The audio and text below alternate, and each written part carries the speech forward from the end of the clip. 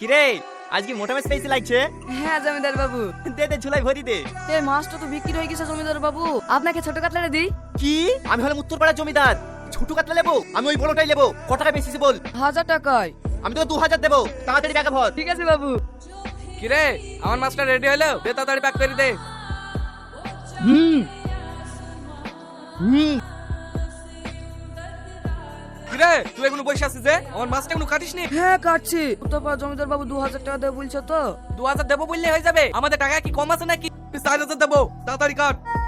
ঠিক আছে জমিদার বাবু। ঠিক আছে মানে আমি 8000 দেবো, তাড়াতাড়ি ব্যাগে ভর। আমি কি সোনার মাছ পাবো নাকি রে? ঠিক আছে জমিদার বাবু। কি ঠিক আছে? আমি 16000 দেবো, তাড়াতাড়ি কাট। আপনি 32000। কথা একটা কথা বলবো। হ্যাঁ বল। এই মাছটা লিয়েন না, আপনার শত্রু নজর লেগে গেছে। এই মাছ জোর করে লিয়ে খাইলেও না পেটে সব বাড়ি অসুখ হয়ে যাবে। জমিদার বাবু আপনার 64,000 তো। না না, ও মাছ আমি আর নেবো না। এ আদিত যাচ্ছ, এই মাছ লিখে খাইলেও সারাদিন বাথরুমে বসে থাকতে হবে। এই বিশ চপ।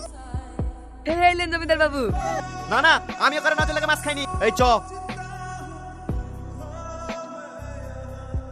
খুব বকা দিত। তুই কটা পেয়েছি? আমি মেলা পেয়েছি।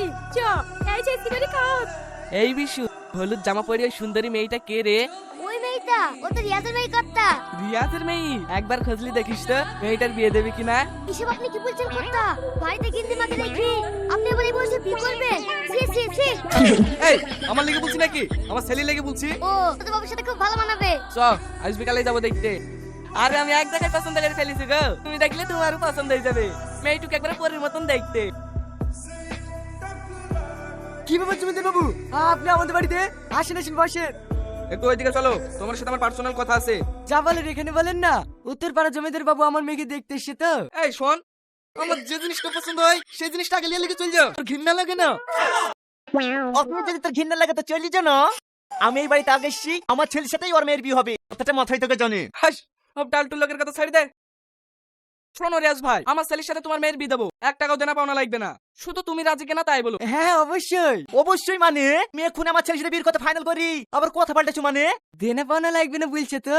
ঠিক আছে ঠিক আছে, আমার কোনো দেনা পাওনা লাগবে না। দরকার হলে আমি তোমাকে 1 বিঘে জমি দেবো, কিন্তু আমার ছেলের সাথে তোমার মেয়ের বিয়ে দিতে হবে। হ্যাঁ হ্যাঁ অবশ্যই। আমি 2 বিঘি দেবো, আমার ছেলের সাথে বিয়ে দিতে হবে। হ্যাঁ অবশ্যই। আমি 4 বিঘে দেবো, আমার ছেলের সাথে বিয়ে দিতে হবে। আমি 8 বিঘি দেবো। অবশ্যই। আমি 20 বিঘে দেবো। অবশ্যই। ও গো তোমার কি হলো গো?